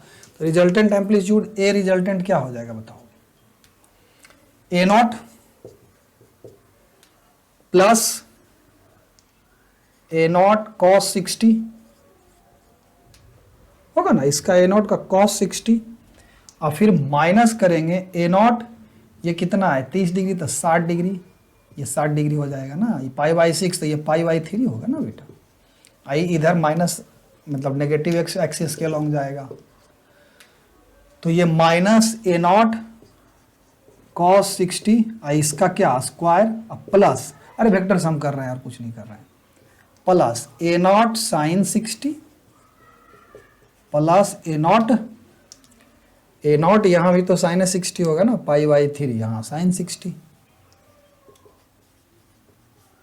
इसका स्क्वायर। तो देखो ये से तो ये भाई साहब खत्म हो गए, एक ए नोट था, एक ए नोट कॉस 60 या माइनस होंगे, हाँ ठीक। तो यहाँ हो जाएगा हमारा ए नोट का स्क्वायर प्लस साइन 60 हुआ हमारा √3/2, तो ये जो हमारा हो गया ए नोट √3/2 प्लस ए नोट √3/2, तो 2 ए नॉट √3/2 क्या हो जाएगा, लिखिए लो ना तुम, 2 ए नॉट √3/2 इसका स्क्वायर। तो ये क्या हो जाएगा, देखो ये ए स्क्वायर के बराबर, तो ये क्या हो जाएगा 2 खत्म हो गया हमारा, 3 A naught square plus 1 A naught, तो 4 ए नॉट स्क्वायर। तो हमारा ए बराबर क्या आ गया 2 ए नॉट आ गया, यही ना आ गया जी। रिजल्टेंट एम्पलीट्यूड जो हमारा आया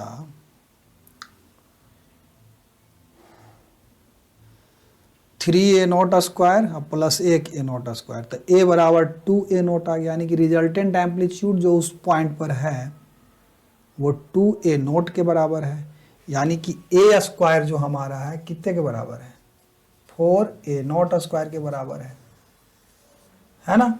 तो यानी कि आई जो हमारा हो जाएगा 4 इंटू ए नॉट स्क्वायर, यानी कि आई नॉट, तो वहाँ पर रिजल्टेंट इंटेंसिटी कितने के बराबर हो जाएगा 4 आई नॉट के बराबर हो जाएगा। समझ में आई बात।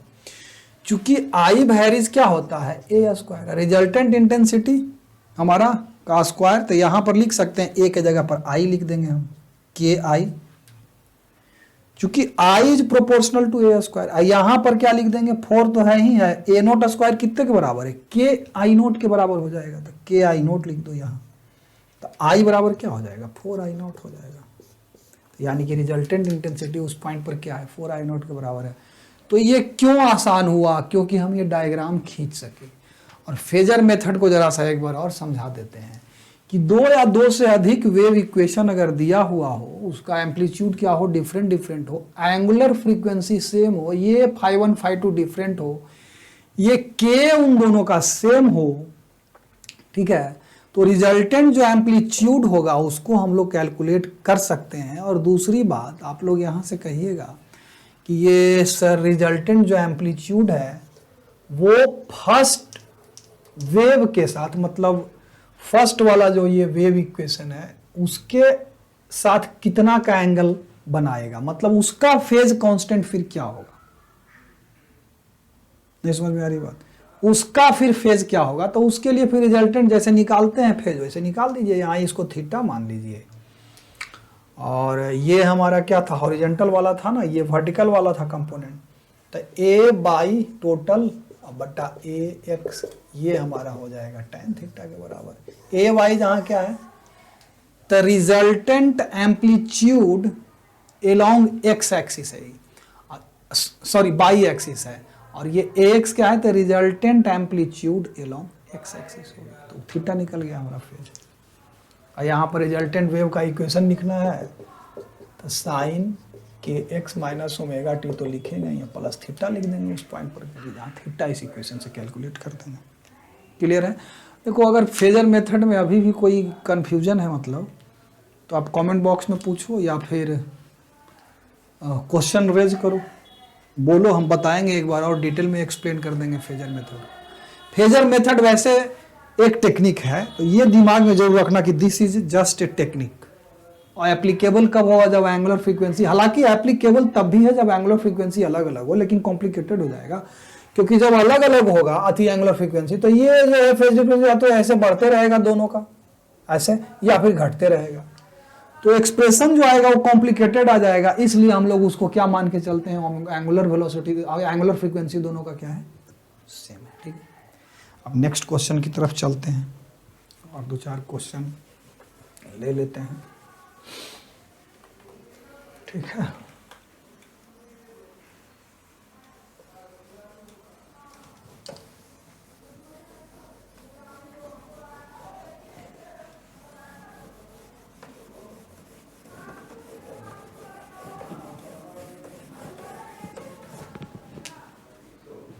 चलिए तीसरा एक सवाल है, टू वेव्स ऑफ इक्वल, देखो बेटा सब अब उसी तरह का सवाल है, ठीक ना, या फटफट बना सकते हो। कहता है two waves of equal frequency have their amplitude in the ratio, मतलब एम्पलीट्यूड में, मतलब इक्वल फ्रीक्वेंसी मैंने कोहेरेंट है, 3:5 है। They are superimposed on each other, calculate the ratio of maximum and minimum intensity of the resultant wave. तो resultant wave के maximum और minimum intensity के बीच का रेशियो निकालिए। तो देखो भैया, हम दोनों तरफ क्या कर देंगे, सीधे सीधे स्क्वायर कर देंगे, तो 9/25। अब आप कहिएगा कि काहल कर दिए, तो बम फोड़ने के लिए बम गिराएंगे इसके ऊपर। ठीक है, अब मैक्सिमम एम्पलीट्यूड क्या होगा?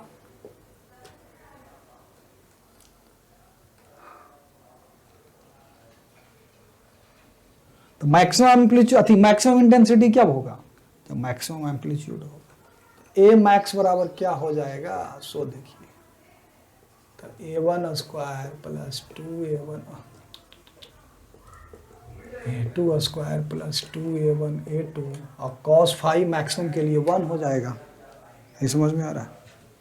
हालांकि इसको हम डायरेक्टली भी ले सकते थे, सीधे सीधे क्या होगा? A1 प्लस A2 और का स्क्वायर, ऐसे नहीं होता है मैक्सिमम के लिए। तो A1 प्लस A2 और इसका स्क्वायर, A1 तो लिख दो और प्लस A2 को क्या करो, सॉरी A2 लिख दो और A1 को चेंज करो ना, तो A1 स्क्वायर बराबर क्या? A1 प्लस A2 का स्क्वायर है ना। अच्छा अच्छा अच्छा अच्छा, तो ऐसे ही रहने दो, फिर तो इसको ऐसे ही रहने दो, ऐसे ही हमारा काम ज़्यादा देगा। A1 स्क्वायर को क्या लिख दो? 9/25 A2 square plus A2 square plus 2A1 into A2 के बदले, सॉरी A1 के बदले क्या लिखेंगे? A2 तो है, A1 के बदले 3A2/5 into 3A2/5 into A2। तो ये क्या हो गया देख लो, A2 स्क्वायर को ले लो अब कॉमन, A2 स्क्वायर सब में से कॉमन लिए तो ये क्या हो जाएगा? 9 प्लस 25 प्लस 3 दूना 6 5 30 और बट्टा 125। देखो ना, यही ना होगा कि गलत लिख दिए हैं? चेक करो, नहीं गड़बड़ हो गया। एक स्टेप और बढ़ा ही देते हैं, ठीक है, इसको एक स्टेप और बढ़ा दो। देखो ये हो जाएगा क्या? 9×5 = 34 A2 स्क्वायर बटा 25 प्लस ये हो जाएगा 3 दूना 6 और 25 30 बट्टा 25 A2 स्क्वायर कर दो, है ना। तो 34 30 क्या हो जाएगा? 64/25 A2 स्क्वायर। ए मैक्स, ए मीन क्या हो जाएगा? इसी प्रकार से अब घटेगा भैया, यहाँ -2A1 A2 होगा, तो ये तो वही रहेगा 34 A2 स्क्वायर बट्टा 25 माइनस 30 ए हो गया, तो 34 में से तो 4 A2 स्क्वायर बट्टा 25। अब जहां पर एम्पलीट्यूड मैक्सिमम है, इंटेंसिटी भी वहां क्या होगा बेटा, मैक्सिमम होगा, और जहां एम्पलीट्यूड मिनिमम है वहां पे इंटेंसिटी भी तो सीधा आई मैक्स बटा आई मीन, सीधा यही एम्पलीट्यूड का हम क्या ले लेंगे, रेशियो ले लेंगे, वही हो जाएगा आंसर। तो 64/25/4/25, तो 25/25 खत्म, तो ये हो जाएगा 64/4, तो 16 हो गया रेशियो। मैक्स बाई मीन पूछ रहा था ना, मैक्स बाई मीन ही तो पूछ रहा था संभवतः, हाँ मैक्स बाई मीन पूछ रहा था, तो यही हो जाएगा 16 हो जाएगा आंसर इसका। समझ में आया बात, क्योंकि आई वेरीज क्या था, ए स्क्वायर, तो पढ़ाए ही हैं, बताए ही हैं, ठीक है। तो ए स्क्वायर के जगह पर हम लोग लिख सकते हैं ना, ए स्क्वायर कहाँ गया,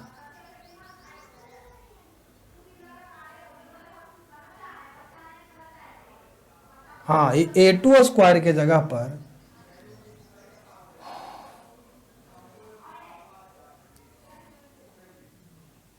अच्छा, ये मैक्स का स्क्वायर होगा ना बेटा, ये जरा सा देखो, हम गड़बड़ करते हैं, ये मिनिमम का स्क्वायर हो जाएगा, ठीक है, मिस्टेक हो जाता है, आप लोग कमेंट में बताया करो, है ना।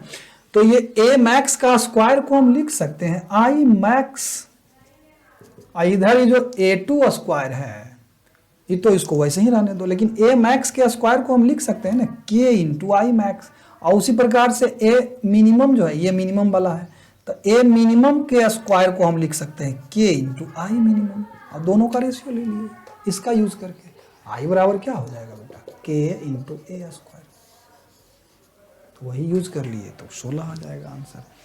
इसी प्रकार से एक और क्वेश्चन है, देखिए पढ़ के सुनाते हैं, आप लोग बनाइएगा इसको, ठीक है। और थोड़ा सा हम कहता है कि in interference I max by I mean is equal to alpha, find A max by A mean A1 बाई A2 I1 बाई I2, I1 बाई I2, ये थोड़ा सा देखो, थोड़ा सा बड़ा बढ़िया क्वेश्चन नंबर लगा, इसको करिए लेते हैं, ठीक है, इसको मिटाओ, चौथा नंबर भी कर लेते हैं।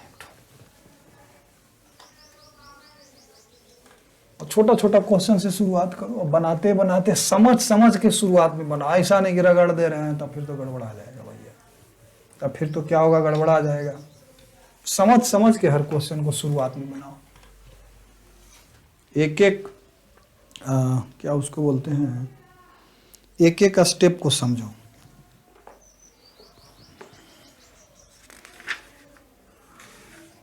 ठीक है। कहता है in interference I max by I mean दिया हुआ है,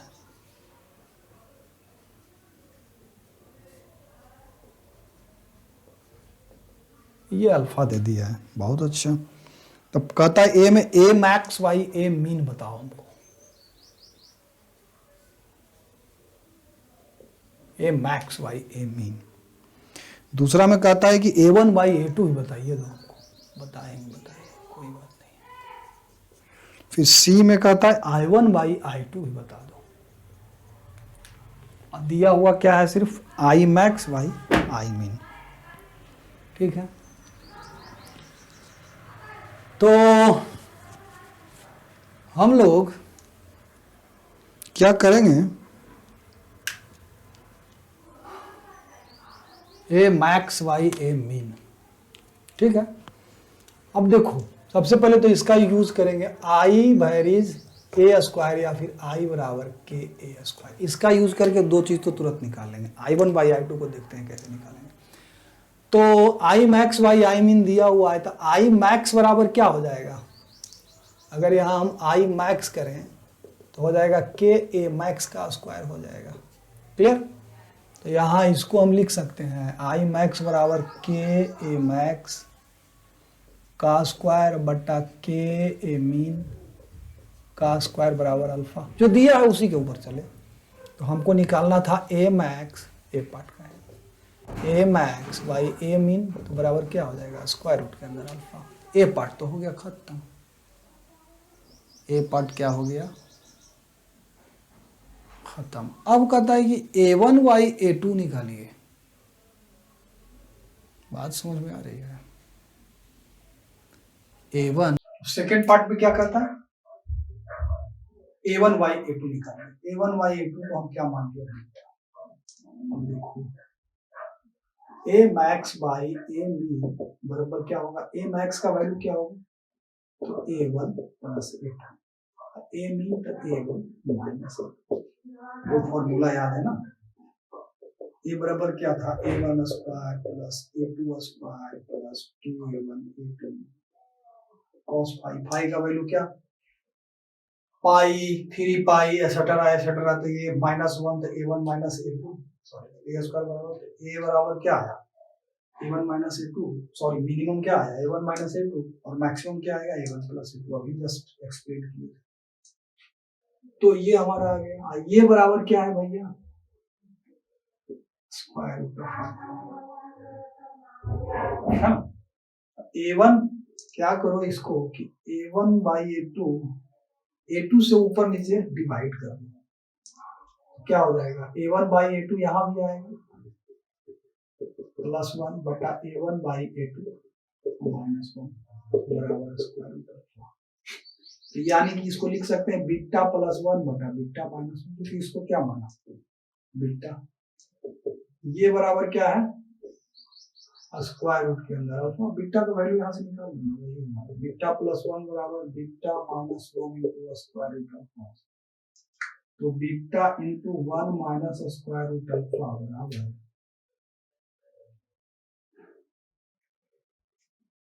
बीटा स्क्वायर रूट अल्फा, तो बीटा स्क्वायर रूट अल्फा को इधर ले आए हैं, तो क्या हुआ, अरे इसको सिर्फ बीटा निकाल देना है, कैलकुलेट कर देना है, beta square root alpha minus square root alpha minus square root alpha minus 1 क्या, तो बीटा बराबर हमारा क्या आ जाएगा, देखो minus square root alpha plus 1 बट्टा 1 minus square root alpha, minus common लेके हटा दो, स्क्वायर रूट अल्फा प्लस 1 बटा स्क्वायर रूट अल्फा माइनस 1, ये क्या आ गया हमारा है ना। इसी प्रकार से I1 बाई I2 निकालना है, तो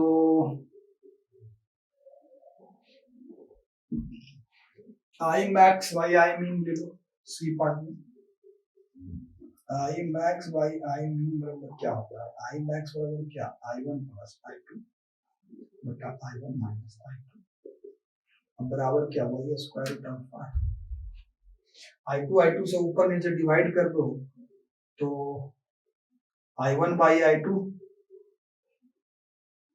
बटा I1 बाई I2 और प्लस 1 बटा माइनस 1 बराबर स्क्वायर रूट अल्फा,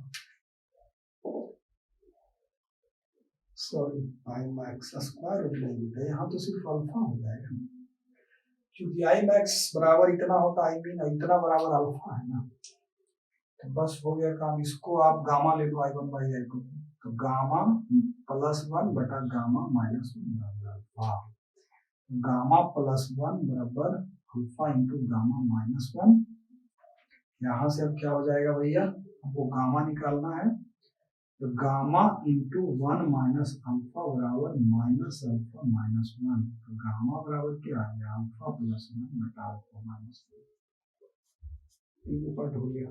तो इसके ऊपर और अब आप लोग प्रॉब्लम बनाइए इस टॉपिक के ऊपर, किस चीज के ऊपर, इंटरफेरेंस के ऊपर, प्रिंसिपल ऑफ सुपरपोजिशन आज हम डिस्कस किए, क्या क्या किए,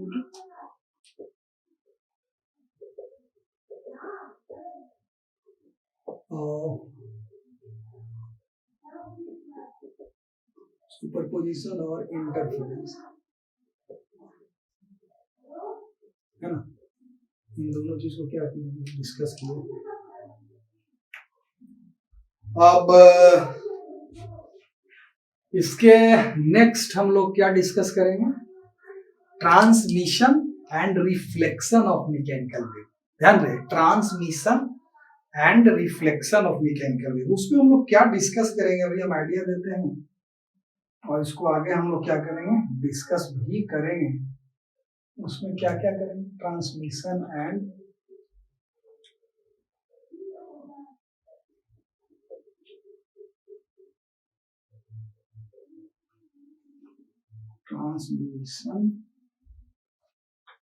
एंड रिफ्लेक्शन, ट्रांसमिशन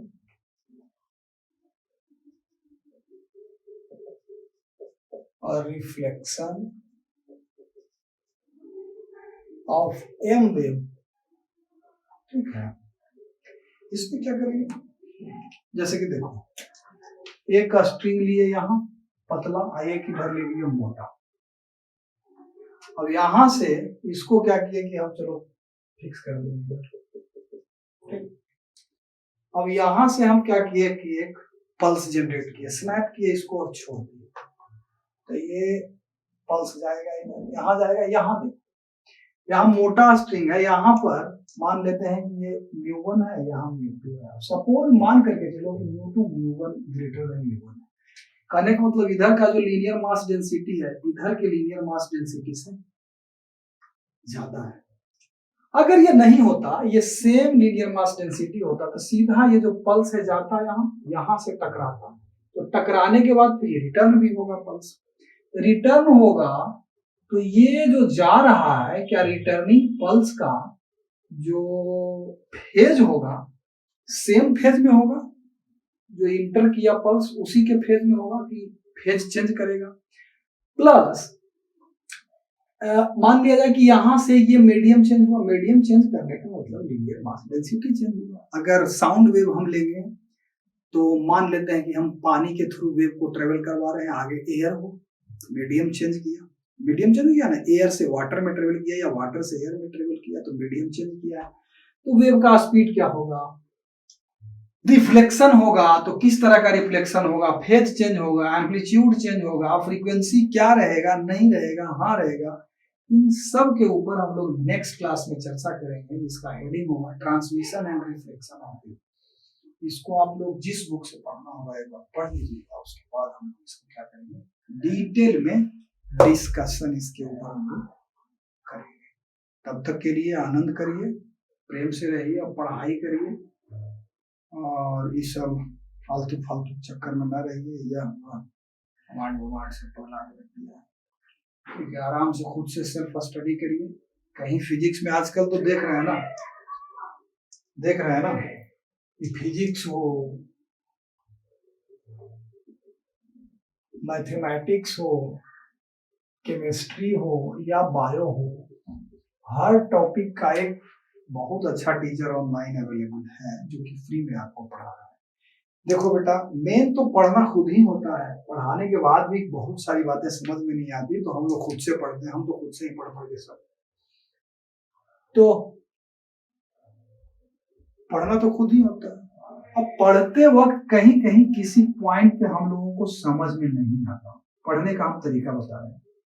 पढ़ने के दरमियान जैसे कि मान लिया जाए कि हम यही टॉपिक लेते हैं मैकेनिकल वेव, तो मैकेनिकल वेव किसको कहते हैं वो तो समझ में आ ही गया होगा, वो पढ़िएगा समझ में आ जाएगा।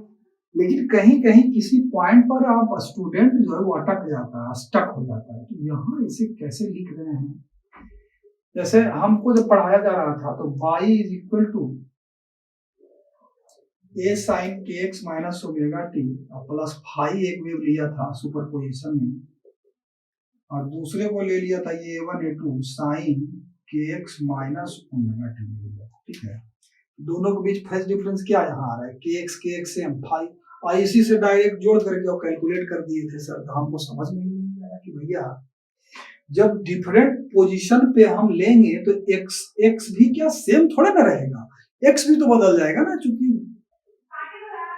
डिफरेंट सोर्स से उस पॉइंट पर डिस्टेंस जो होगा उस पर्टिकुलर पार्टिकल का डिफरेंट होगा। लेकिन किसी बुक में भी आप ही देखते हो कि दोनों को सीधा सीधा ऐसे ऐड कर दिया, हाँ हो गया ना, यहाँ